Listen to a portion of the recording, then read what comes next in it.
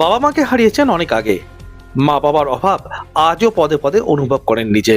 মা বাবার স্নেহময়ী কোল হারানোর সেই যন্ত্রণা কমাতে নিজের জন্মদিনে বৃদ্ধাশ্রমে সেই মা বাবাদের সাথেই জন্মদিন পালন করলেন পাণ্ডবেশ্বরের বিধায়ক নরেন্দ্রনাথ চক্রবর্তী। খান্দ্রা বৃদ্ধাশ্রমে কেক কেটে মা বাবার আশীর্বাদ নিলেন বিধায়ক নরেন্দ্রনাথ চক্রবর্তী।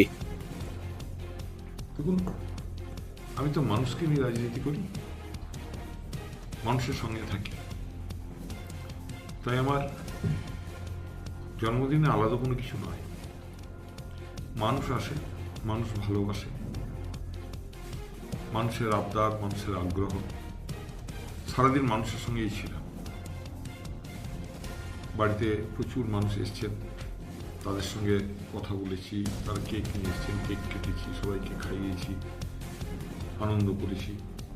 আবার আমার বাবা মা দুজনেই মারা গেছে, কখনো কখনো এই শূন্যতাটা অনুভব করি।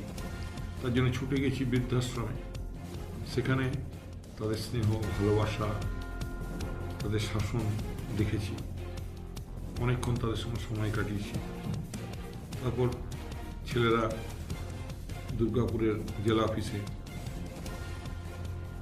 সবাই মিলে আজকে ব্লাড ডোনেশন ক্যাম্প করেছে। সেই ব্লাড ডোনেশনের ক্যাম্পে প্রচুর মানুষ, আমি পৌঁছলাম তখন কিন্তু 70 পেরিয়ে গেছে, আরও প্রচুর লোক দাঁড়িয়ে আছে রক্ত দেওয়ার জন্য।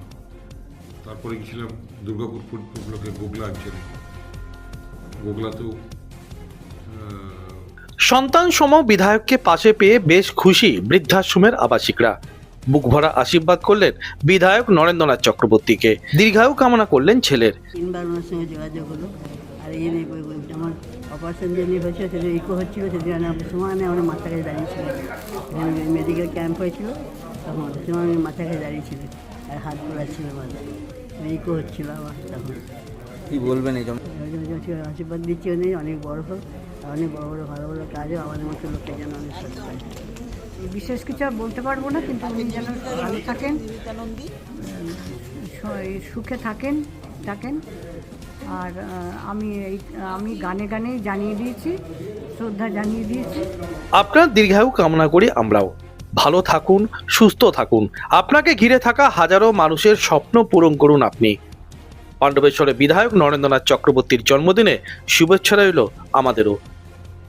পাণ্ডবেশ্বর থেকে অনুরাধা সিংগুপ্তর রিপোর্ট, খাঁটি খবর।